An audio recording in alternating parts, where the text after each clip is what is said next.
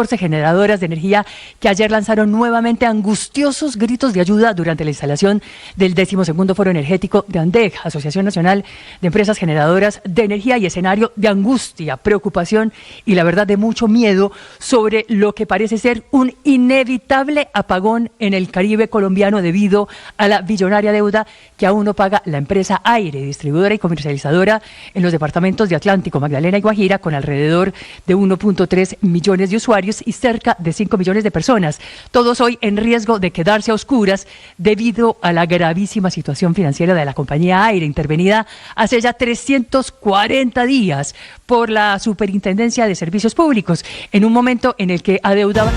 No solo fue el ataque terrorista en Cali, también fue el helicóptero de nuestra policía, el Black Hawk, que estaba en operaciones antinarcóticos en Amalfi, en el departamento de Antioquia.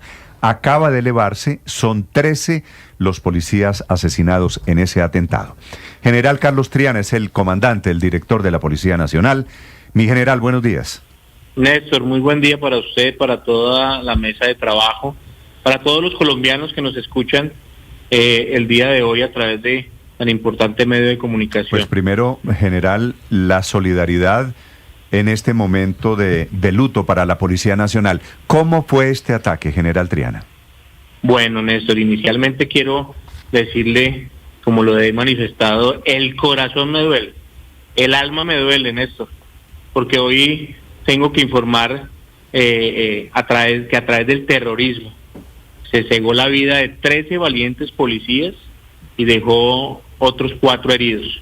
Desde las 10:30 de la mañana de ayer, la Policía Nacional de los colombianos está de luto, Néstor. Toda la solidaridad, o nuestra solidaridad, con las respetadas familias y con el compromiso, Néstor, de dar con el paradero de estos criminales, que no son otra cosa que vulgares narcotraficantes. Se ha dispuesto de toda la capacidad institucional para identificar y ubicar a los asesinos de nuestros policías y arreciar la ofensiva contra estas estructuras criminales.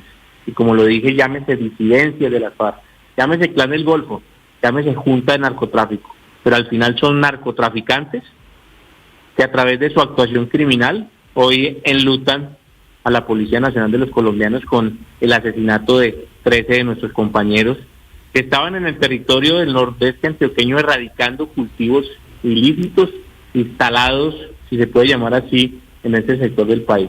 Sí. Estos ataques demenciales, Néstor, nos ratifican que debemos redoblar esfuerzos para desmantelar a cada uno de los eslabones de la cadena de narcotráfico.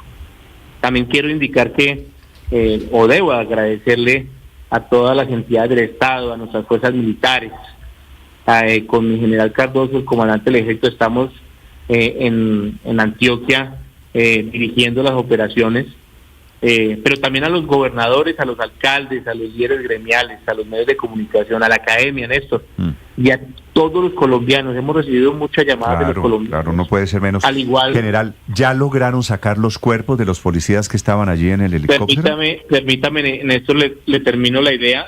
Al igual que a los aliados internacionales y a las Naciones Unidas, por esas manifestaciones que hemos hecho a partir de esta noticia tan triste para el país y para nuestra Policía Nacional.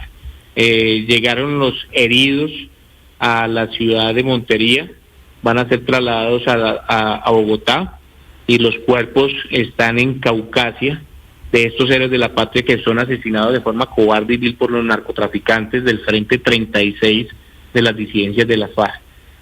Y también quiero hacer un llamado y una invitación a todos los colombianos a cerrar las filas contra el delito, ayudándonos con cualquier información. Persistimos en el apoyo de los colombianos y les reitero que estamos de luto y que la cuota de sacrificio ha sido muy alta. Néstor, quiero indicarle que nos asesinan nuestros policías, los lesionados, pero también dos caninos que forman parte de este programa de erradicación de cultivos ilícitos, que por cierto son 4.900 hectáreas, que 4.898 hectáreas erradicadas. Estaban los policías en el nordeste antioqueño en ese proceso de erradicación de cultivos ilícitos que suman 253.000 hectáreas en el país. Sí. Y que en el marco de ese programa Hoy General. tenemos esa noticia tan lamentable que es el asesinato de nuestros policías. Sí. Son 13, ¿verdad? Porque esta mañana murió uno. Sí, señor. Un señor capitán, desafortunadamente también es asesinado, fallece posterior, estaba herido, pero fallece, y son 13 los asesinados policías por parte del Frente 36. El de más alta graduación, sin embargo, no es el capitán, sino un mayor, ¿no? El señor mayor, un señor mayor, Mateus. el mayor Carlos Mateus, un héroe de la patria que hoy no está con nosotros, el capitán Francisco Merchán, nuestro subintendente, el subteniente Nicolás Ovalle, nuestros patrulleros Rafael Anaya, nuestro patrullero Richard Lagos, nuestro patrullero Edwin Zúñiga, nuestro patrullero Miguel Astaiza, nuestro patrullero José Valera, nuestro patrullero Neiber Vázquez, nuestro patrullero Jason Zamboní, nuestro patrullero Jonathan Jiménez y nuestro patrullero Juan José Guzmán. Héroes de la patria, Sí. jóvenes policías que estaban trabajando por el país, erradicando cultivos ilícitos que es el alimento para los actores criminales que se lucran con el narcotráfico y que hoy desafortunadamente nos asesinan a 13 de nuestros héroes de la patria. Sí, general, le preguntaba del momento de la evacuación, porque después de que el helicóptero es derribado, que fue ayer jueves en la mañana, tardaron muchas horas, inclusive hay una queja del gobernador de Antioquia de que los refuerzos de la propia policía se demoraron en llegar. ¿Eso qué pasó, general? Bueno, yo quiero indicar, Néstor, en la máxima prudencia y la máxima responsabilidad. Desde que suceden los hechos que hoy estamos señalando, el comandante del Ejército Nacional está en la ciudad de Medellín, al igual que yo, observando y dirigiendo todas las operaciones alrededor de salvaguardar la integridad de los 4 heridos, los combates todo el tiempo, el ataque indiscriminado de tatucos, mal llamados, explosivos, ráfagas de fusil, alrededor de esos valientes policías que repelieron ese ataque, duraron un tiempo importante en enfrentamientos. Las condiciones de el uso de drones en las situaciones específicas nos permitió, digamos, avanzar para nuestros heridos que van a ser trasladados o que en este momento se están trasladando a la ciudad de Bogotá, y la recuperación de nuestros cuerpos. El helicóptero queda incinerado y estamos en desarrollo de todas las actuaciones con el comandante del Ejército Nacional en el territorio, y reitero, Néstor, máxima prudencia y responsabilidad. Estamos dirigiendo las operaciones, nos enluta la pérdida y el asesinato de nuestros policías, pero aquí recuperando a los heridos que están en este momento, pero digamos, trasladándose, pero asistidos general, por especialistas. Máxima prudencia quiere decir no pudimos llegar en el mismo momento porque estaban en combates en la zona. Efectivamente, combates, más de 22 policías repeliendo el ataque indiscriminado de el Frente 36 de las disidencias de las FARC. Primero, la seguridad de los policías que estaban allá, digamos, como fin primordial, y en el marco de lo anterior, pues, avanzamos para recuperarlos a ellos, sí, pero también a los heridos, que es la máxima prioridad, y a los cuerpos de nuestros héroes de la patria que fueron vilmente asesinados, Néstor. Sí. General, finalmente, ¿cómo fue derribado el helicóptero? Porque yo le he escuchado ya a varias personas diferentes teorías, que un dron, que un rocket. Finalmente, ¿cómo fue derribado el helicóptero? Pues digamos que el nivel de detalle de la forma como derriban el helicóptero, digamos, por responsabilidad frente a lo que significa eso, avanzará una investigación con los especialistas sobre la materia, pero aquí lo que sí es cierto es que el helicóptero es derribado, es incinerado, y nuestros policías son asesinados en esa maniobra demencial de los criminales, de los terroristas narcotraficantes del Frente 36 de las disidencias de la FARC. Sí. Bueno, ya usted lo explicó someramente, pero ¿por qué tanta demora en llegar al sitio? ¿Qué estaba pasando en ese momento allí? Yo ya lo expliqué, Néstor. Sí. Ya lo expliqué. Estamos hablando de enfrentamientos, de combates, indiscriminadamente lanzamiento de tatucos, nuestros valientes policías defendiéndose en un terreno complejo donde convergen no solamente el Frente 36, también converge el ELN y converge el Frente 18, parte del Frente 18 y el Clan del Golfo, es decir, un territorio de alta complejidad, narcotráfico, pero también minería ilegal. Es decir, nuestros policías erradicando en un lugar complejo donde desafortunadamente son asesinados por parte del Frente 36 de las FARC. General, usted ha escuchado un audio que difundieron estos mismos delincuentes por una cadena de WhatsApp en la que dicen y celebran la muerte, coronamos, les dimos. Pues ese es el pensamiento de un criminal narcotraficante. Qué tristeza escuchar esas manifestaciones de criminales que celebran la muerte de valientes policías, jóvenes policías. Yo me concentro, Néstor, es en defender a los policías, de direccionar a los policías y de enfrentar los fenómenos criminales. Estas manifestaciones, ahí está demostrado ese pensamiento criminal narcotraficante de estas personas que sin pudor se manifiestan celebrando la muerte de policías colombianos y o celebrando la muerte de héroes de la patria, que lo único que están haciendo o estaban haciendo era erradicando hectáreas de coca, que a propósito llevamos 4.898 hectáreas erradicadas, y eso lo hacen los policías de la patria. Jóvenes policías, hace menos de 15 días estuve hablando con el grupo de erradicadores, jóvenes policías.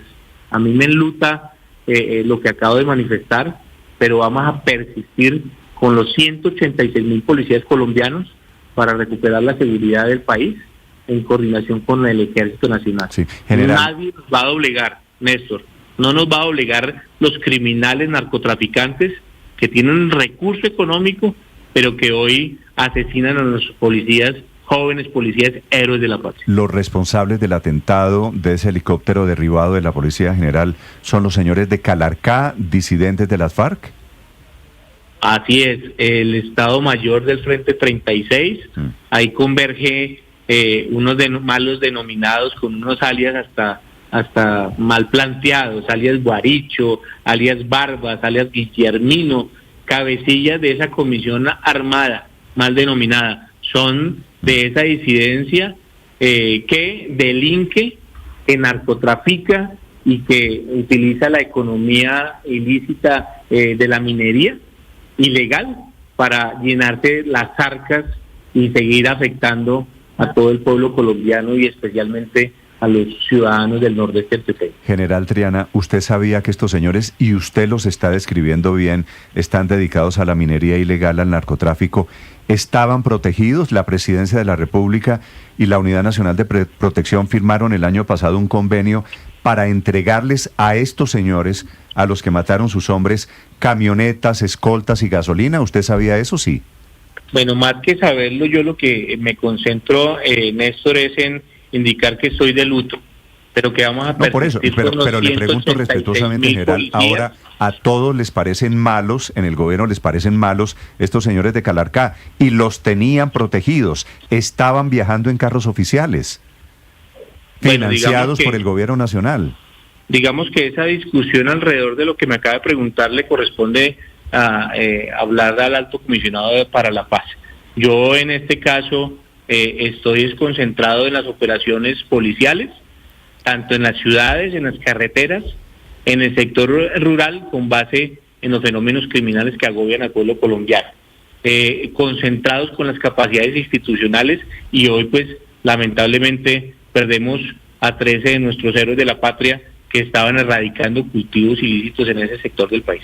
General, si el saldo para nosotros, para los que estamos del lado del respeto de la ley para la policía, es de 13 policías asesinados y otros 4 heridos y un Black Hawk que derribaron, ¿cuál es el saldo para la disidencia? ¿Cuál es la afectación hacia la disidencia? No, esa información no la tengo. Esa información no la tengo de los afectados o los digamos, de esos criminales. Celebran por redes sociales, desafortunadamente, el asesinato de nuestros policías. Pero vamos a perseguirlos y vamos a persistir para ubicarlos, llevarlos a la justicia y que respondan por estos actos criminales. General Triana, le mando un saludo a usted, a sus hombres. Gracias por acompañarnos esta mañana.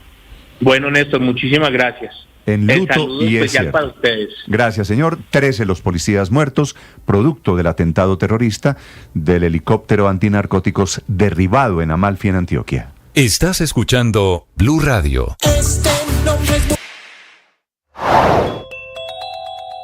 Un juez de Bogotá acogió la solicitud de la Fiscalía de legalizar. Un juez de Bogotá acogió la solicitud de la Fiscalía de legalizar la captura en contra de Oscar Santiago Gómez por su presunta participación en el feminicidio de la periodista Laura Camila Blanco, quien cayó de un 9º piso de un edificio en Bogotá el pasado 27 de julio. Aproximadamente sobre las 5 de la mañana, usted, con la voluntad y conocimiento de acabar con la vida de la recién mencionada persona, cuando la víctima se encontraba en estado de debilidad defensiva, toda vez que agonizaba por la asfixia a la que había sido sometida por usted, manteniendo la decisión consciente de causar su muerte, la lanzó por la ventana del 9º piso en el que se encontraba.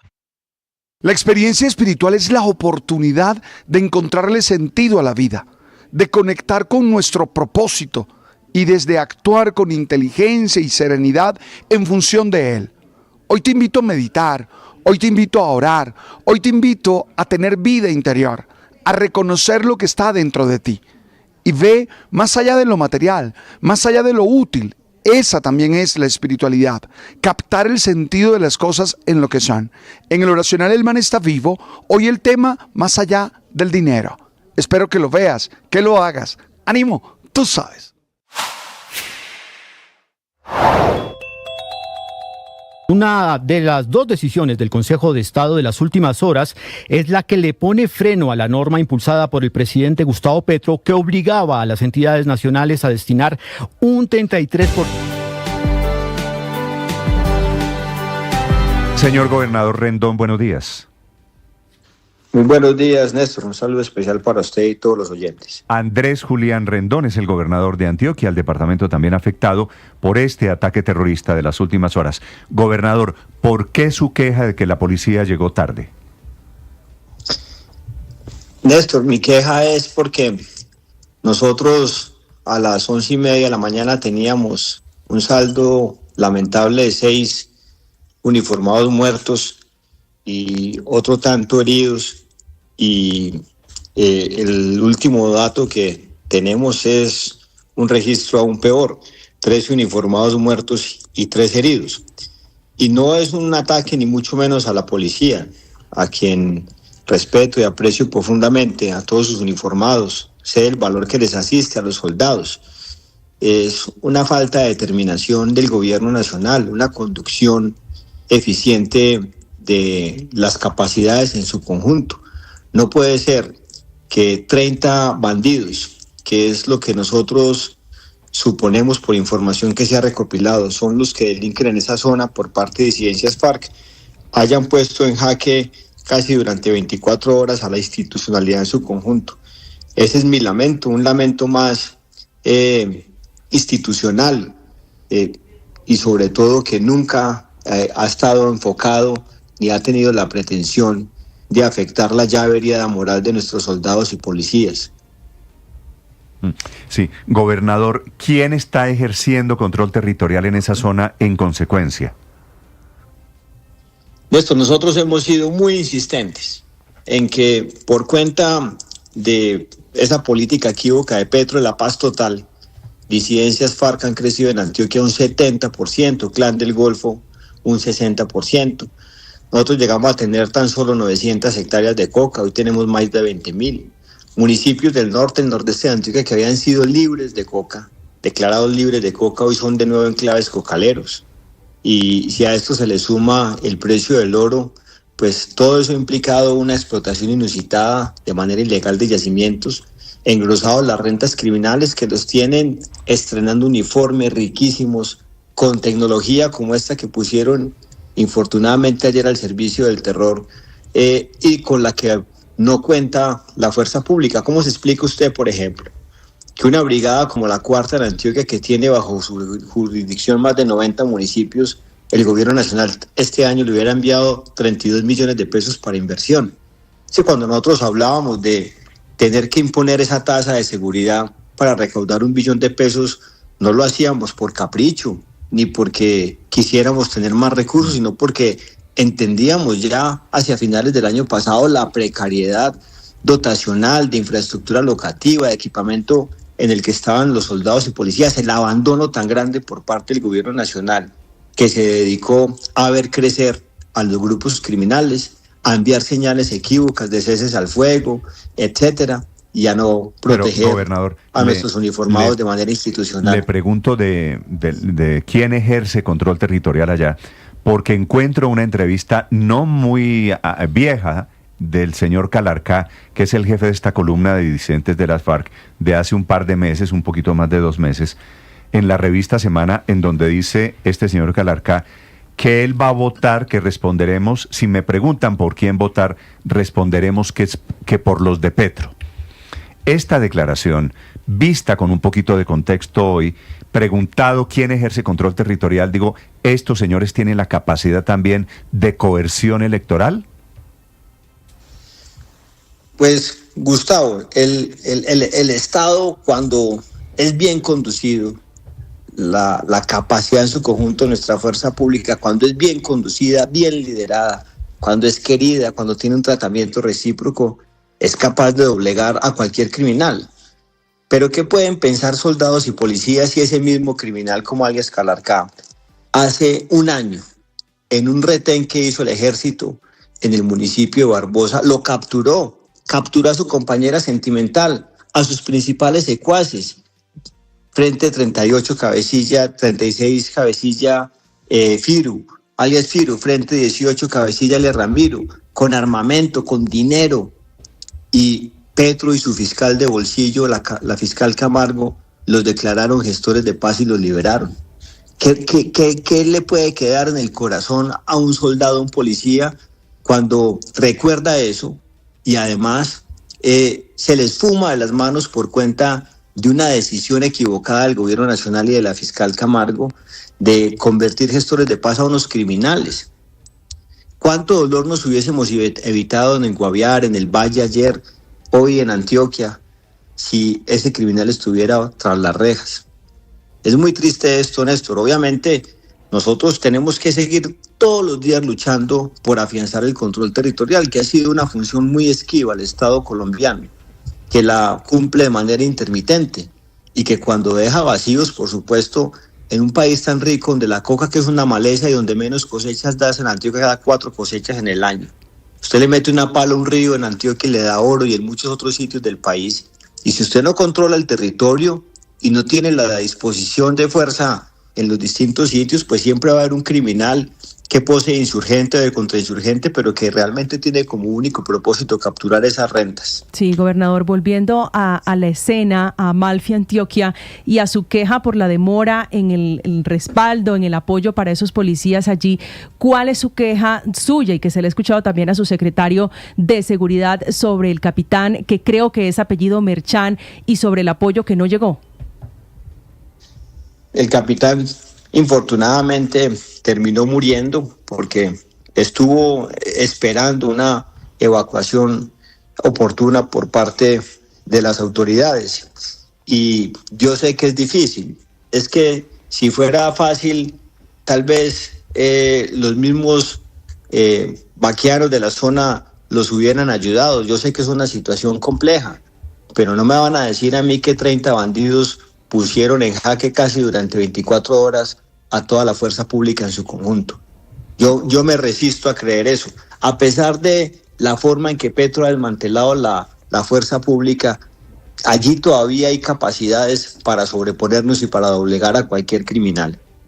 ¿Usted tiene idea, gobernador? Le pregunté al general Triana, me dijo que no lo sabía. ¿Usted tiene idea de cuál fue la afectación a la disidencia de las FARC? Usted habla de 30 bandidos. Nosotros tenemos información de que por lo menos en tierra había 22 policías repeliendo el ataque. En tierra, ¿usted tiene idea de si hay algún tipo de afectación a la disidencia? Sí, en tierra habían 18 uniformados que estaban sin afectación alguna, más los que se nos fueron muriendo en el curso del camino, y no tenemos reporte ni noticia de ninguna afectación. Ellos estuvieron durante buena parte de casi un día entero repeliendo ese ataque por sí solos, por cuenta propia. Sí, habla usted, gobernador, de apenas 32 millones de pesos para inversión para la 4ª Brigada. ¿De cuántos que necesitan y para qué pueden alcanzar apenas 32 millones de pesos, gobernador? No, pues es que con eso, con 32 millones de pesos, usted no tanquea ni los vehículos de un pelotón, ni las motocicletas en un par de meses. Realmente la información que nosotros tenemos es que lo único que llega oportunamente del gobierno nacional a los soldados y policías es su salario. Pero este gobierno, que ha sido bastante derrochón, que ha sido capaz de gastarse en trimestres nóminas paralelas hasta por 15 billones de pesos, pues desmanteló la capacidad de inversión que debe tomar lugar rutinariamente en la fuerza pública, no solamente en equipamientos. Buena parte de los helicópteros Black Hawk están en tierra por falta de mantenimiento, por falta de inversiones requeridas. No tenemos, nos ha tocado a nosotros, a los entes territoriales, concurrir y tratar de suplir esa necesidad de inversión que no ha querido hacer el gobierno nacional. Y además, algo que yo creo que debemos discutir realmente en el país, ojalá este hecho tan lamentable nos sirva para eso. ¿Cómo es que nosotros seguimos mandando a los campesinos, a los soldados y policías a que los masacren por cuenta de la aspersión manual o de la erradicación manual? Si ya nosotros aprendimos que la única forma de quebrarle el espinazo al hectareaje de coca es con la aspersión aérea, ¿por qué tenemos que sacrificar a nuestros hombres? ¿Por qué tenemos que sacrificar a campesinos que se dediquen a esa labor? No, el gobierno nacional se ufana diciendo que nunca ningún otro mandato había incautado tanta coca. Eso es como decir que uno en una casa inundada, porque saca más baldes de agua, está siendo exitoso, cuando lo que está perdiendo de vista es que la casa está inundada. Estamos inundados de coca. Este departamento en el año 2011 tenía 900 hectáreas, hoy tiene más de 20.000 y creciendo, y mal medidas. Esas son reflexiones oportunas hoy día de duelo, de luto por cuenta del terrorismo en Colombia. Gobernador Rendón, gracias, feliz día. Feliz día. Y un saludo para usted, para la gente de Antioquia, 8 de la mañana, 29 minutos. Felipe, esta es la radiografía, desafortunadamente, del país este día 22 de agosto. Sí, Néstor, y bueno, lo que acaba de decir el gobernador pues es dramático, las cifras de ayuda del gobierno nacional a la brigada. Pero además es que ahí hay dos temas que yo no acabo de entender. El primero, ¿por qué el gobierno nacional, sabiendo, como nos lo dijo el ministro Benedetti desde el principio, que estos eran grupos narcotraficantes, suspendió las extradiciones? De Araña, de Olmedo, del Mocho, bueno, pues la lista es interminable. Porque estaban en la paz total, Felipe. ¿En la paz total de qué? Si ya sabían que eran narcotraficantes, ¿por qué en junio el ministro Montealegre nos dijo aquí en Mañanas Blue que suspendían las extradiciones de estos personajes, de estos criminales? Entonces yo no acabo de entender esto, por un lado. Y por otro lado... Entre paréntesis, Felipe, le pregunto, con todo el respeto, ¿usted cree que vale hoy este tema de las recriminaciones? Néstor, sí. Sí, alguien tiene que responder por todo esto. A mí me da pena, alguien tiene que responder por todo este desastre que estamos viendo. Sí, no, Felipe. Por supuesto, Néstor, estaba hablando de responsabilidades habrá que políticas. No, Néstor, hay una coincidencia. Yo sé, pero si sabían que era el narcotráfico, ¿no? y lo sabían desde hace 3 años. Pero yo quiero plantear a mí me extraña la sorpresa de Felipe de que todos los actores armados usted siempre le extraña todo al narcotráfico. Pues sí, porque es que usted es un hombre bien informado y lo veo hoy tan alarmado de que haya algún actor armado en Colombia que está relacionado con el narcotráfico. Todos, Felipe, todos hace 50 años. Eso no es ningún descubrimiento. Todos los gobiernos de Colombia han hablado con organizaciones armadas que están relacionadas Petro sabía con el narcotráfico. que estaba negociando era con narcotraficantes y leyó todas las concesiones. Igual que el presidente Juan Manuel Santos sabía que la guerrilla de las FARC tenía relación con el narcotráfico, igual que el presidente Uribe hizo acuerdos con los grupos paramilitares que por supuesto que eran narcotraficantes. Obvio que sí, eso no es, yo no sé cuál es semejante discusión. El problema aquí no es si conversaban pues con la el discusión es que el presidente lleva 3 años hablando de grupos insurgentes. Claro, porque el país lleva 60 años. El país lleva 60 años en semejante discusión. Y el gobierno no lo sabía. Semejante discusión. No, claro que sí lo sabía, es que con esos es con los que hay que hablar si uno tiene una política de negociación. Ahora, hoy no hay que tener una política de negociación, pero claro que sí, con los delincuentes es con los que hablan, con los delincuentes que cometen actos terroristas como lo hacen allá en Israel tratando de negociar con Hamas para que libere los secuestrados. Claro que en eso consiste cuando un gobierno toma la decisión de conversar con una organización armada, habla con un delincuente, con un criminal, con un terrorista, con un narcotraficante. No, es que ¿Y nosotros, dónde me deja la suspensión de las extradiciones? Perdón, María Consuelo, le iba a decir a Héctor, nosotros no hablamos con los delincuentes. En Israel, es cierto, hablan con Hamas para un intercambio de prisioneros, no para darle más ventajas, que es lo que es. Esa es la maldición de Colombia, que nos la pasamos entregándole beneficios penales. Como no han podido ser derrotados militarmente, Felipe, estamos otra vez comenzando el tema, ¿qué les damos? Les damos no extradición, les damos carros oficiales, les damos zonas de despeje. Pero en este caso, Néstor, ¿por qué no le damos a la fuerza pública? Porque es que hay una coincidencia entre el alcalde de Cali y el gobernador de Rey. Claro que sí. Y el gobernador de Antioquia. Hay una coincidencia. ¿Cuál es la coincidencia? Mire, el gobernador nos dice 32 millones a la fuerza pública. El alcalde de Cali dijo no hay recursos. Entonces, ahí hay una coincidencia y yo creo que ahí hay una respuesta. Ahorita preguntaban cuál puede ser la respuesta. Bueno, se necesita tener más recursos para la fuerza pública para que pueda realmente defenderse, para que pueda realmente defendernos. En promedio, 40% menos de presupuesto de lo requerido. Y adicionalmente, el presupuesto dedicado a mejorar las capacidades tecnológicas es prácticamente cero, con lo cual uno además se cuestiona cómo si en el mundo de lo que se está hablando es, por ejemplo, en la agricultura, de fumigar con drones, porque tienen más precisión, menos exposición humana, ahorro de tiempo. Aquí en Colombia seguimos con que hay que hacer erradicación manual. Los helicópteros cuidan a los erradicadores manuales y con drones, en vez de fumigar, terminan tumbando el helicóptero y asesinando 13 policías. Tengamos claro que el problema no es que sean traquetos, porque Álvaro Uribe negoció con unos paramilitares traquetos, Santos negoció con unos guerrilleros traquetos. También tengamos claro que el problema no es que haya diálogos, porque vuelvo e insisto, Álvaro Uribe tuvo diálogos con los paramilitares, Juan Manuel Santos tuvo diálogos con la guerrilla. El problema es que esos diálogos no han sido acompañados de una política de seguridad e inteligencia eficaz que permita crear las condiciones para una negociación como debe ser o para un diálogo como debe ser, y es el Estado en la fuerza, el Estado por encima.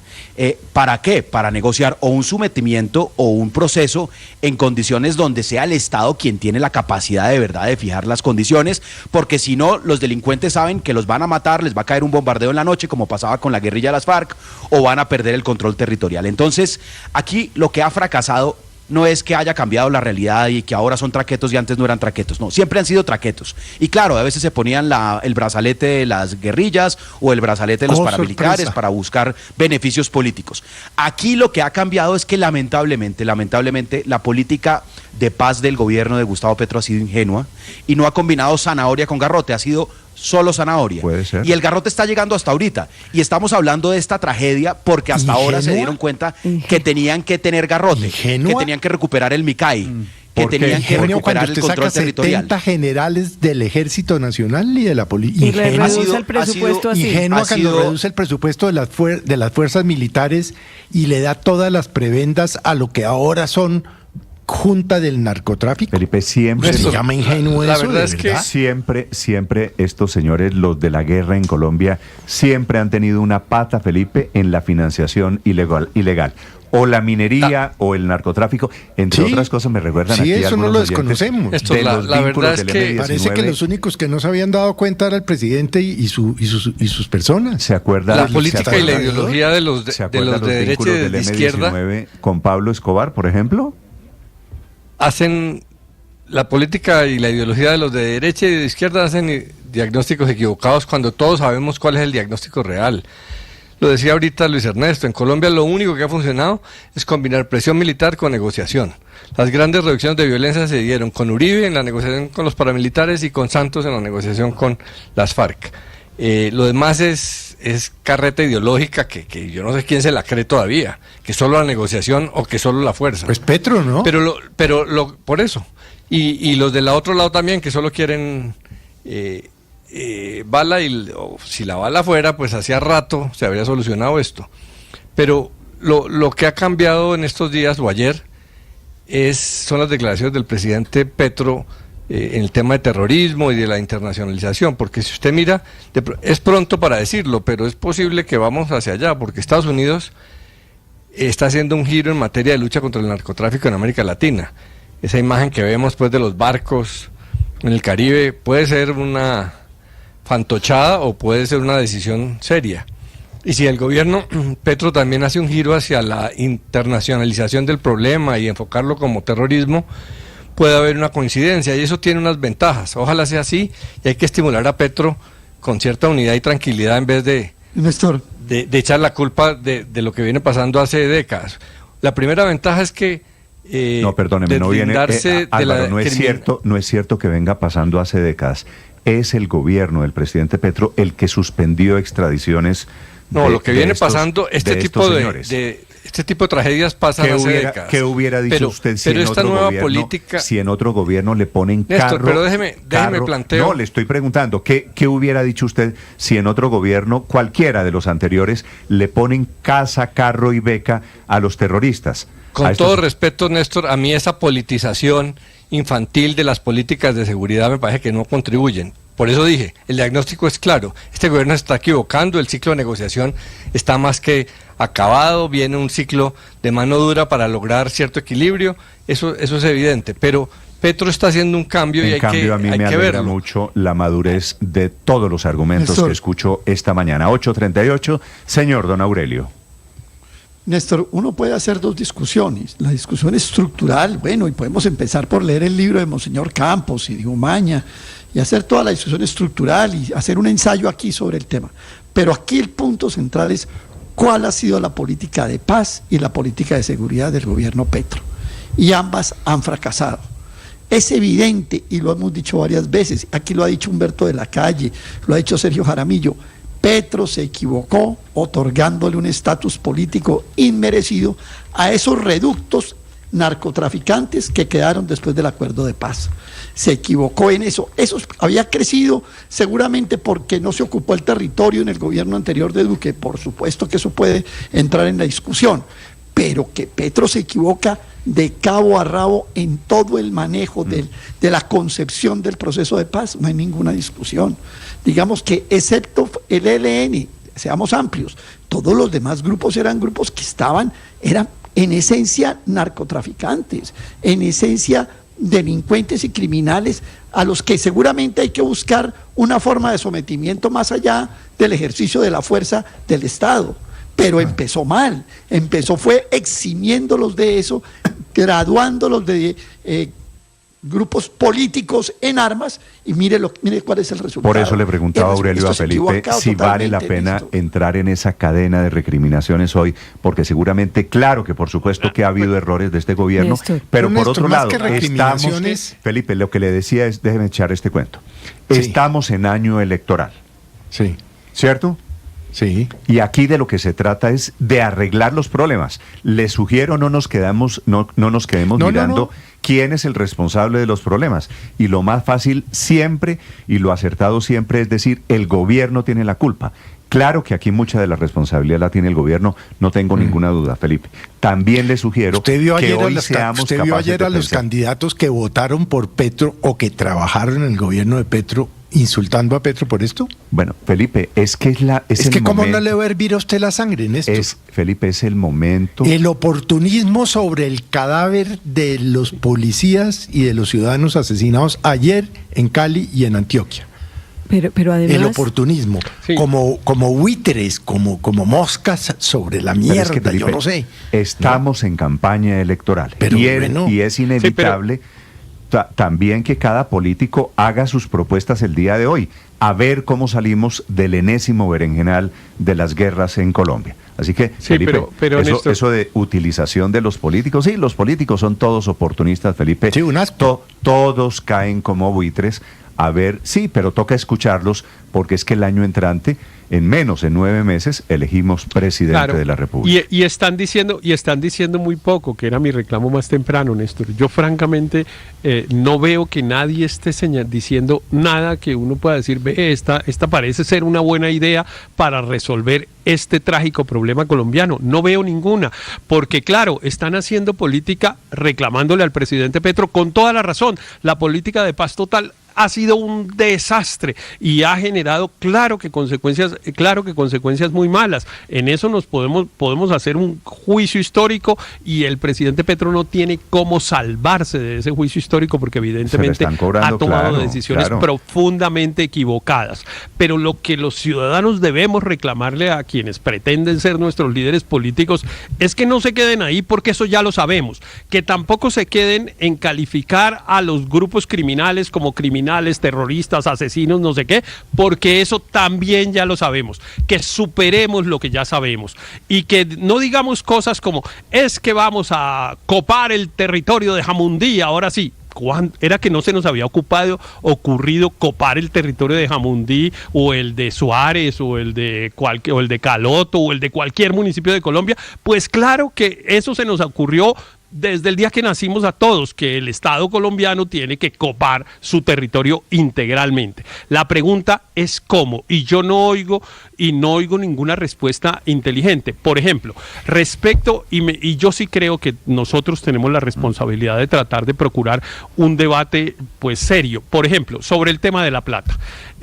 Yo oigo dos versiones, yo no tengo una respuesta. Todos dicen, es que le quitaron la plata, 40%, 30%, no sé qué. El ministro de Defensa, el general Pedro Sánchez, dice que eso no es cierto y muestra unas cifras. Dice que, por ejemplo, este año tienen 60 billones de pesos y que eso es un crecimiento del no sé cuánto % en términos reales. Hay un y tal documento cosa. que Entonces, se le presentó al por Consejo lo menos de Estado quedemos con esas cifras, cuando la claro, declaratoria de conmoción interior, que está sustentado. Esto no me lo estoy inventando yo. Y aquí lo dijo el alcalde de Cali y el gobernador de Antioquia. Lo que estoy diciendo es que sí, pero oigo otras versiones y le estoy diciendo nada menos que la del ministro de Defensa, que es el que tiene la chequera. Y él dice que no, que plata hay, que plata ha habido suficiente. Entonces, pues no se nota. Yo no sé, No, él no ha me dicho parece... eso. ¿Cómo? Aquí lo tengo, Felipe, mire, aquí lo... No. Mire, le leo, Felipe, 13 de julio del año 2025, un trino del ministro de Defensa en la cosa oficial de la... Pero déjeme decir, el Néstor. ministro de Defensa va a decir el gobierno... bueno, pero entonces sí hay. Bueno, pero entonces sí hay dos versiones, pero es que yo no sé si el ministro de Defensa también, porque es que esto es muy fácil de verificar. Esto no es simplemente que uno diga una mentira y nadie pueda verificar. El señor ministro ministro de Defensa en la cuenta de Twitter del Ministerio de Defensa, en la cuenta oficial institucional, dice, no hay disminución del presupuesto de la fuerza pública, y hace unas cuentas. Entre 2022 y 2025 no sé qué, el presupuesto creció 5%, entre el 23 y el 24 aumentó 43%, el mayor crecimiento en una década. ¿Y cuánto está suspendido de ese presupuesto aprobado? El gasto en defensa ha crecido el 79%, se destina a gastos de personal, no sé qué. Ahí está la cuenta. Lo que yo quiero decir es lo siguiente. ¿Cuánto hay de eso? Lo que es yo que quiero, aprueban una cifra presupuestalmente, me parece pero bien, lo María suspenden. ¿Usted cree, Héctor, que estamos de acuerdo, en la me situación parece de hoy bien, María por Consuelo, razones que de plata o por razones de decisiones políticas?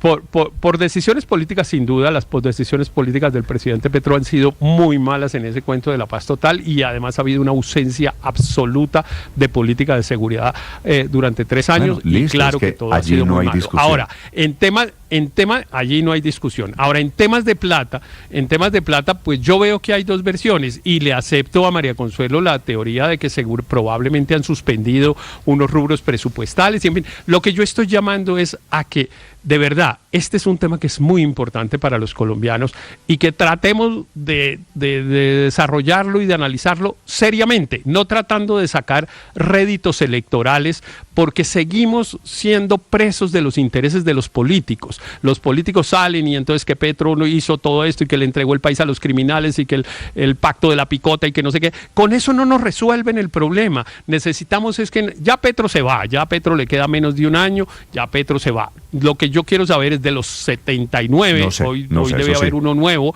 80, ¿qué es lo que están proponiendo de verdad para solucionar este problema? Sí. 8 de la mañana, 46 minutos, en eso puedo estar de acuerdo, pero cada uno elegirá de esa lista de 80 candidatos, Felipe, el que le guste y el que considere que está diciendo algo interesante. Es que el tema del lenguaje, Felipe, es importante porque aquí todo arranca con la nomenclatura, como en la época después de la Segunda Guerra Mundial de la Unión Soviética. Aquí dependemos de cómo se califica, si se califica como delito político, si se califica como organización terrorista, que es la novedad que le agrega el presidente Gustavo Petro. Son las 8 de la mañana, Néstor, 47 minutos. Me llamó la atención ese símil que usó el gobernador Rendón sobre el tema de las hectáreas de coca en Antioquia, porque es que es muy gráfico que él diga: si uno tiene la casa inundada, no puede andar pensando que el éxito es cuántos baldes saca de la casa inundada, cuando sencillamente no se está atacando la inundación de fondo, sino que se está contentando con la interceptación de las naves y la exportación de coca. O sea, se sigue produciendo la misma coca y cada vez más está el territorio nacional inundado de plantas de coca. Y entonces el ministro del Interior nos sale a decir que ahora nos van a desertificar. No, claro, que por el afán de lograr la certificación, la culpa la tiene Norteamérica y los norteamericanos del accidente y de que hayan tumbado el helicóptero con un dron y hayan asesinado a 13 policías. O sea, hace una composición completamente macabra y no busca la verdadera razón, y es que en el gobierno nacional nadie está atendiendo el tema de la erradicación con seriedad. Es que, pero además lo que nos decía el general Carlos Triana, que qué pena, pero es que salió a sacar pecho, María Consuelo, por 4.898 hectáreas erradicadas. ¿Sabe eso cuánto es del total de hectáreas que tenemos hoy en día? El 1%. Entonces uno dice, ¿pero cómo así? ¿Usted cree que así nos van ahorita los 2 primeros semanas de septiembre? Se supone que el presidente Donald Trump, él solito, toma la decisión de si nos certifica o si no, o si nos da un waiver, que es una extensión por 12 meses para Colombia, y si nos da, digamos, ese tiempo de espera y ese compás, cosa que yo no creo. ¿Cómo se va sacando pecho por el 1%?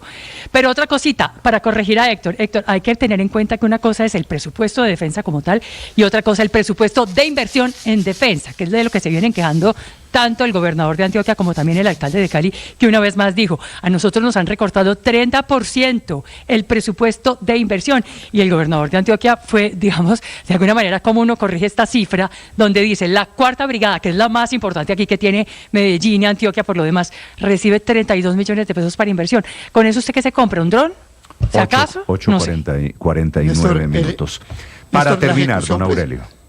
La ejecución presupuestal del Ministerio de Defensa en general va en el 54%, pero veo que cuando usted coge las distintas ramas, el ejército, la armada o las otras ramas de la fuerza pública, todas no van en ese nivel. Es decir, aquí también hay un problema de ejecución presupuestal, según los informes que estoy viendo del mismo Ministerio de Defensa, aunque el ministro de Defensa sí dijo que había crecido a 66 billones el presupuesto en el año 2025, y dice 5% en pesos reales del 2022 al 2025, y yo me hago una pregunta que vale la pena responder. ¿Aquí el presupuesto de defensa crece sobre la base de la inflación del IPC o crece sobre la base de un análisis de las necesidades estratégicas que requieran mayor cantidad de recursos? Esa es una pregunta importante para hacerlo.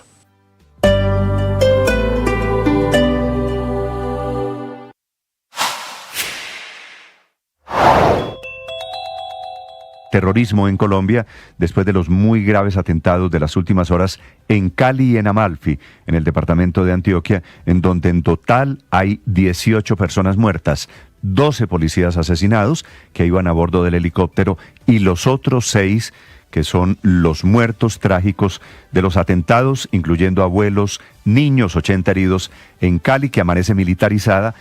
Allí hay 6 muertos, 76 heridos por cuenta del atentado de los disidentes, los mismos que se estaban acercando, que habían atacado una y otra vez en el departamento del Cauca y en Jamundí, y que ayer se metieron, como en la peor época de violencia, intentando atacar la base Marco Fidel Suárez, la base de la Fuerza Aérea Colombiana en el oriente.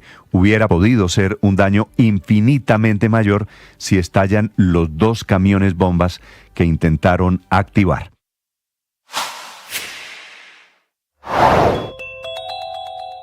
Un artefacto explotó cerca a la alcaldía de Florencia la madrugada de este viernes. Sobre esto habló el coronel César Pinzón, comandante de la policía de Caquetá. Sobre las 3:30 de la mañana hizo explosión un artefacto de baja intensidad en la vía pública. Lo habían dejado abandonado en una caneca de la basura en la vía pública.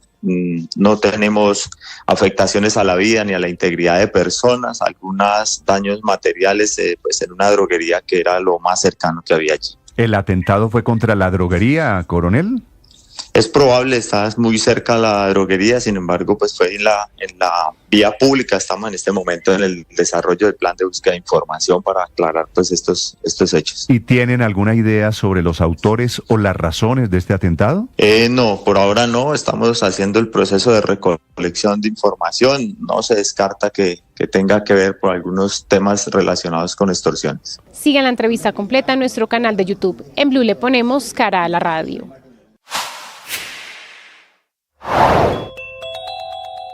La Fiscalía le solicitó a la Interpol tramitar circular roja contra César Manrique y pidió nuevamente a esta misma entidad gestionar una respuesta a la solicitud de notificación roja por el caso de Carlos Ramón González. La exministra de Justicia, Ángela María Buitrago, advirtió que la negativa de Nicaragua de extraditar a Carlos Ramón González era un escenario previsible, pues se le permitió salir del país pese a existir una investigación penal en su contra. Lo primero que debían haber hecho era tomar las medidas para que esas personas que eran claramente indiciarias desde el mismo momento de la investigación inicial, tuvieran las medidas para no salir del país.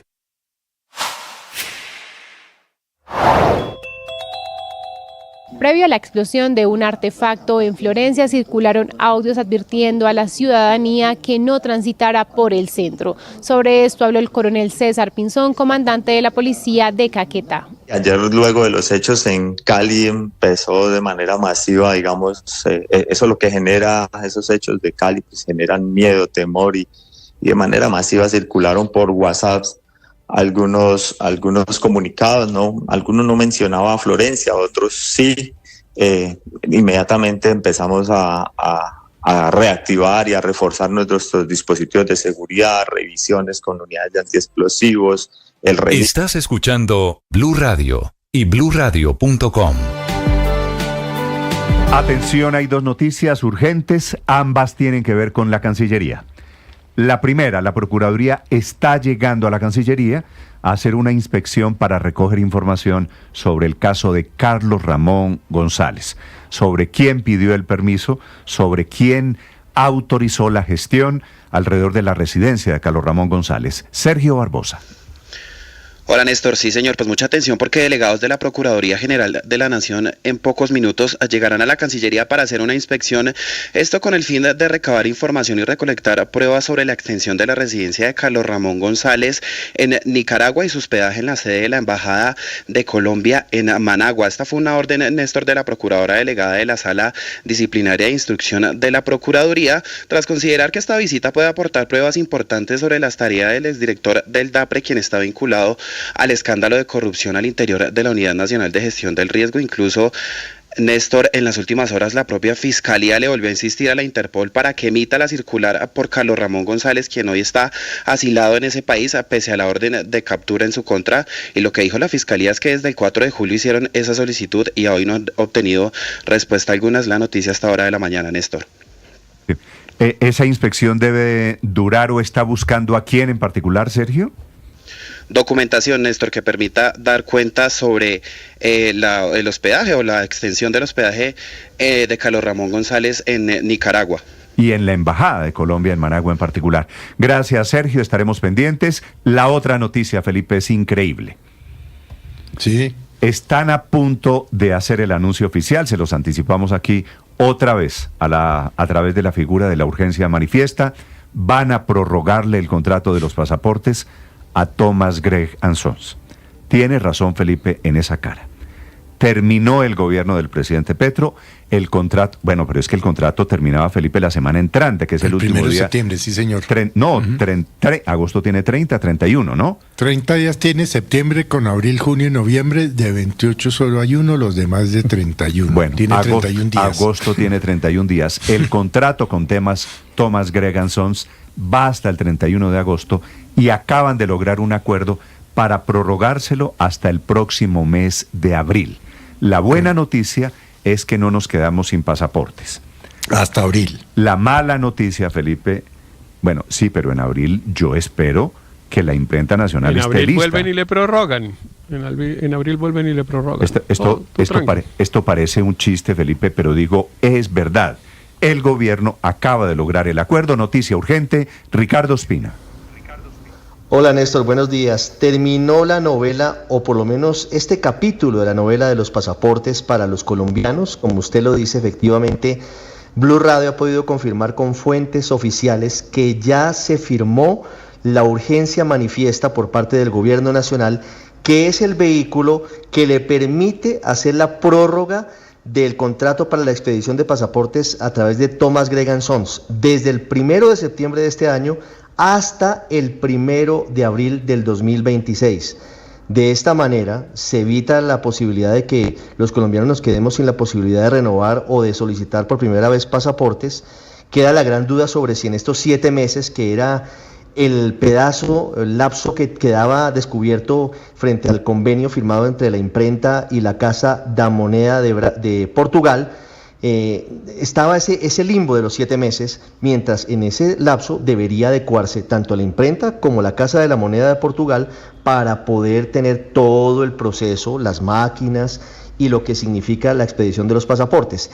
Esos 7 meses que estaban en el limbo ya quedan prácticamente superados con esta urgencia manifiesta, Néstor, que le repito, ya ha sido firmada por el gobierno nacional, lo cual habilita volver a contratar, es decir, otra prórroga con Thomas Gregg & Sons, que ha sido objeto de múltiples críticas por parte del presidente Gustavo Petro y cuya presencia allí como contratista le ha costado la cabeza a 3 cancilleres: Álvaro Leiva, Luis Gilberto Murillo y Laura Sarabia. Bueno, y si metemos a Alfredo Saade, pues Alfredo Saade también está metido ahí, a pesar de no haber sido canciller.